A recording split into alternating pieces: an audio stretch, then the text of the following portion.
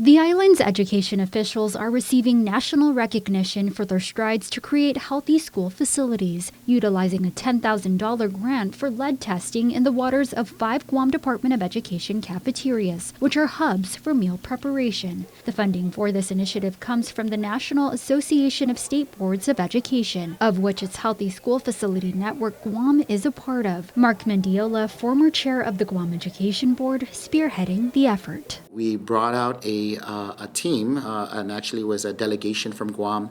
We had Melissa Savares, myself as the chair at the time, and then we had Ms. Lou Beneventi, who is also a board member. The group participating in NASB training sessions with experts and federal agencies on how they're improving the physical and environmental conditions in schools. During that meeting, it basically opened our perspective in terms of school health and safety.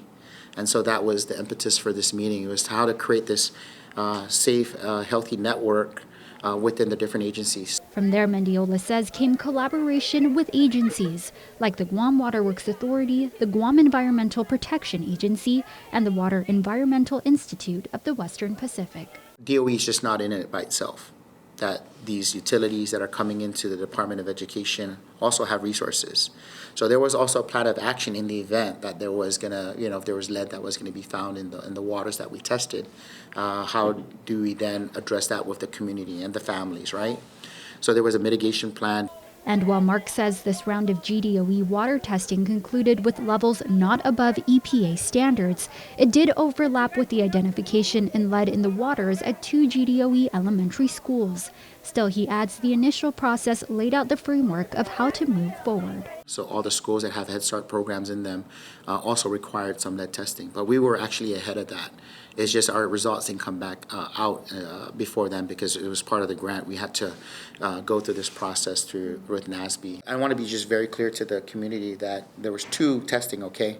One was our small grant, which was NASB, and then the other lead testing happened with the Head Start program. So as this started, it also created ways for, hey, why don't we just take a look at this? The opportunity also identifies what training is needed to implement an island-wide testing initiative by 2025. Destiny Cruz, KUAM News.